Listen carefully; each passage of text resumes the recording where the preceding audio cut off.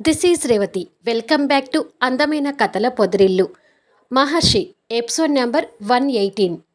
కథలోకి వెళ్ళబోయే ముందు దయచేసి ఒక లైక్ ఇవ్వండి. లైక్తో పాటు హైప్ కూడా ఇచ్చి వీడియోని సపోర్ట్ చేయండి. సర్వెంట్ చెప్పిన మాటలు అవంతి మనసుని ఆలోచించేలా చేస్తుంటాయి. తను ఆ ఆలోచనలో ఉండగానే మహర్షి కార్ దిగి, ఇక నువ్వెళ్ళు శంకర్ అని అంటాడు. శంకర్ కార్ దిగి మహర్షి గాయం నుంచి బ్లడ్ అవుతూ షర్ట్కి అంటింది చూసి, ఒకసారి హాస్పిటల్కి వెళ్ళొద్దాము అంటే వినలేదు. కారు చాలా స్లోగా డ్రైవ్ చేసినా కూడా మీ గాయం కదిలింది సార్ అని అంటాడు. ఏం పర్వాలేదులే శంకర్, అవంతితో డ్రెస్సింగ్ చేయించుకుంటానులే అని చెప్తాడు. సరే సార్, జాగ్రత్తగా ఉండండి అని చెప్పి శంకర్ వెళ్ళిపోతాడు. మహర్షి ఆ నెత్తటి మరకలు చూసుకొని, అవంతి చూస్తే కంగారు పడుతుందో ఏమో అనుకుంటూనే లోపలికి వస్తుంటాడు. అవంతి అదే ఆలోచనలో ఉండగానే మహర్షి వచ్చి డోర్ తీస్తాడు. ఆ శబ్దానికి అవంతి తన ఆలోచన నుంచి బయటపడి లోపలికి వస్తున్న మహర్షి వైపు చూస్తుంది. మహర్షి షర్టు మరకలకి రక్తపు మరకలను చూసి కంగారు పడుతూ, అయ్యో మహర్షి గారు, బ్లడ్ వస్తుందేంటి అంటూ దగ్గరికి వస్తుంది. మహర్షి కాస్త నొప్పితో బెడ్ మీద కూర్చొని, బయటికి వెళ్ళాను కదా అవంతి, గాయం కదిలి బ్లడ్ వస్తుంది, కాస్త డ్రెస్సింగ్ చేసి బ్యాండేజ్ వేస్తావా అని అడుగుతాడు. సరే మహర్షి గారు, మీరు ముందు పడుకోండి అని చెప్పి మహర్షి షర్ట్ విప్పి పడుకోబెట్టి బ్యాండేజ్ కిట్ తీసుకొచ్చి మహర్షి గాయాన్ని క్లీన్ చేస్తుంటుంది. గాయాన్ని అలా చూడగానే అవంతి కళ్ళు వర్షించటం మొదలవుతాయి. నువ్వు కంగారు పడి కన్నీళ్ళు పెట్టుకున్నంతగా ఏమీ లేదవంతి అంటాడు మహర్షి. అవంతి ఆ గాయానికి మందు రాస్తూనే మనసులో మాట్లాడుకుంటూ, ఆడవాళ్ళతో గడపటం అలవాటైన మహర్షి గారు ఆడదాని తోడు లేకుండా ఉండలేకపోతున్నారట్టుంది. అందుకే గాయం గురించి కూడా ఆలోచించకుండా బయటికి వెళ్ళి ఆ అమ్మాయితో గడిపి వస్తున్నారు అని మనసులో తనకు తానుగా ఊహించుకొని అనుకుంటూ గాయానికి బ్యాండేజ్ వేస్తుంది. మహర్షి కాస్త ఆ నొప్పి నుంచి కోలుకొని లేచి బెడ్ రెస్ట్కి ఆనుకొని కూర్చుంటాడు.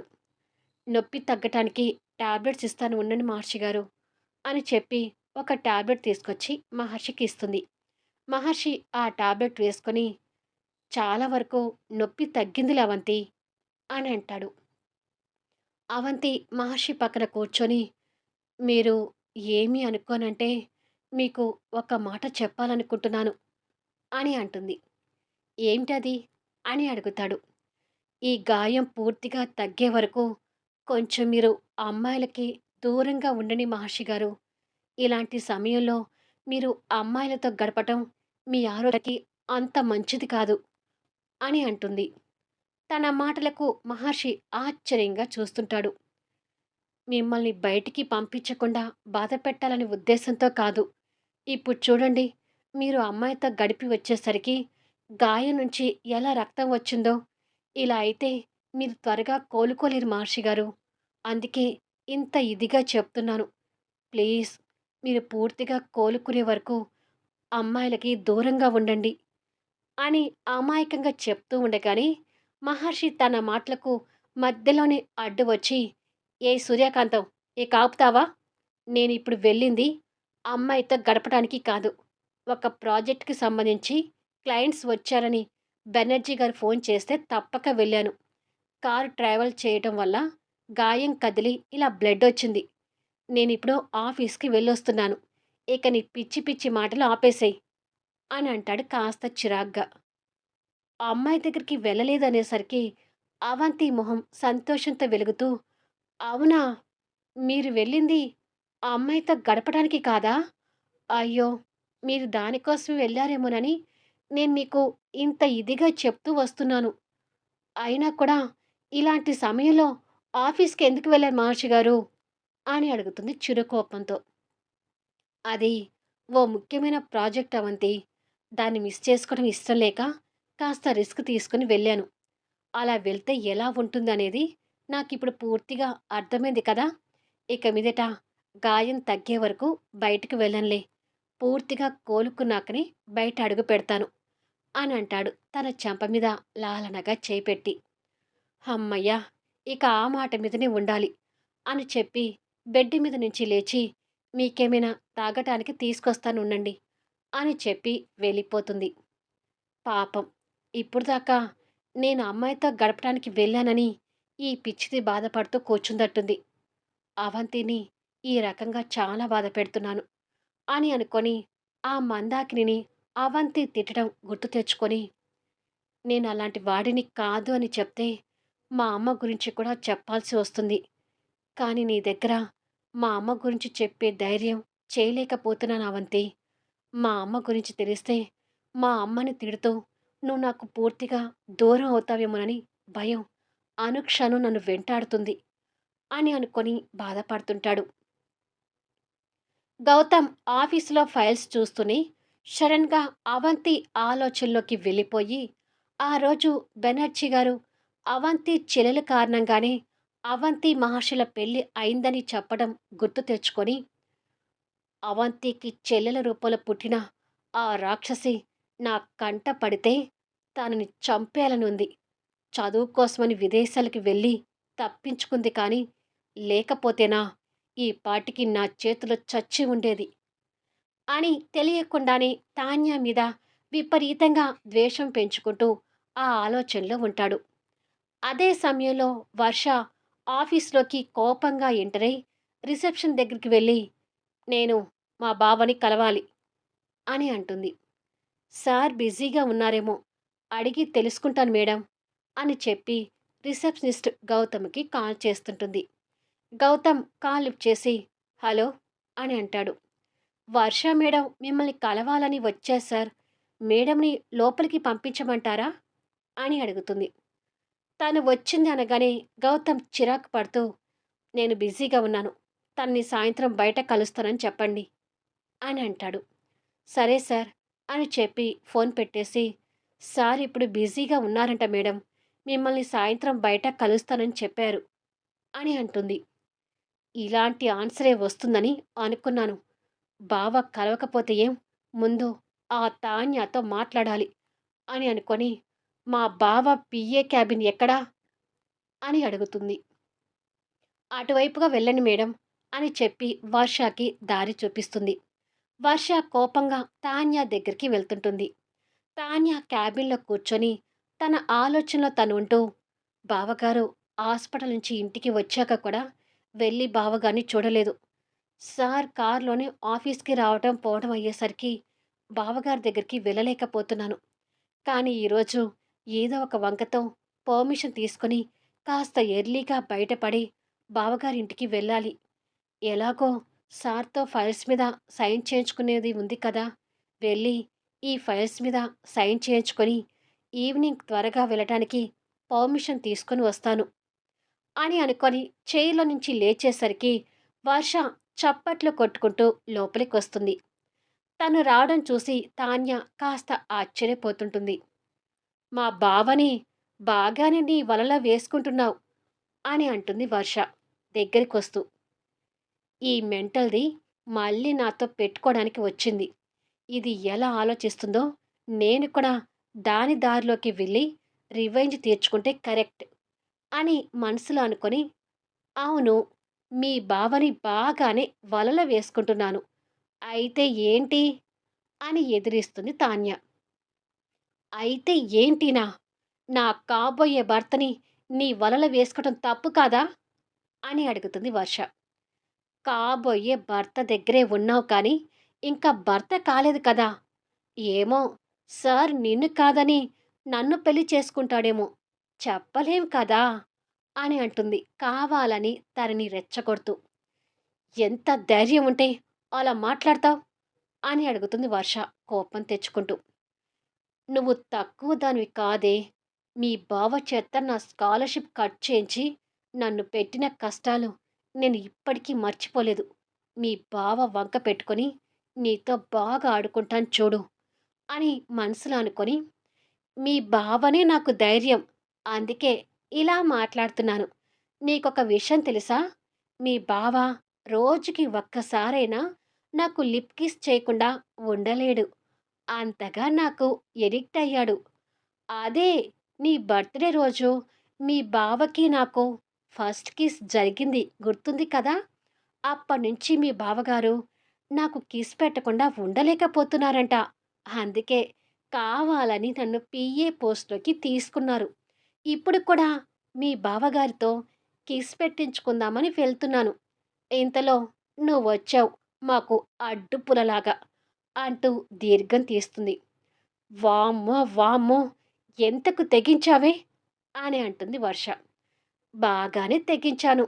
నాకు తెలిసి నువ్వు మీ బావని వదిలేసి ఇంకెవరినైనా చూసుకుంటే మంచిది.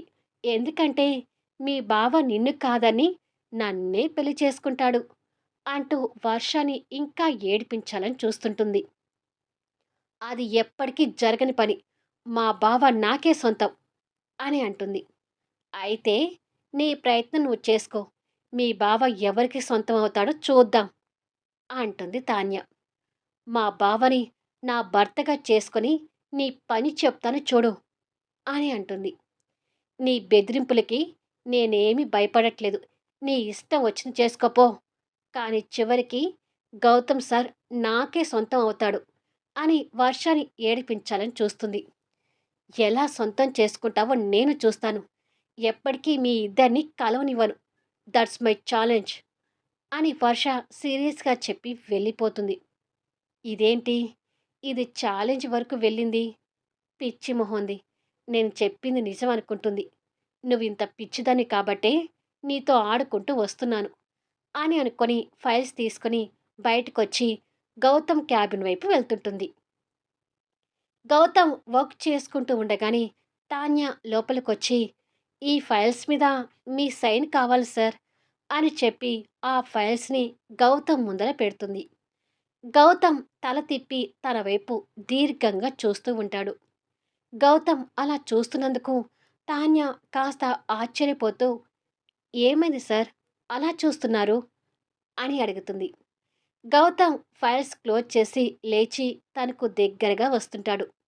గౌతమ్ అలా వస్తుంటే తాన్యాకి ఏదో అనుమానం, భయం కలుగుతూ వెనకగా జరుగుతూ ఉంటుంది. కానీ గౌతమ్ చిరునవ్వు చిందిస్తూ అలాగే ముందుకు వస్తుంటాడు.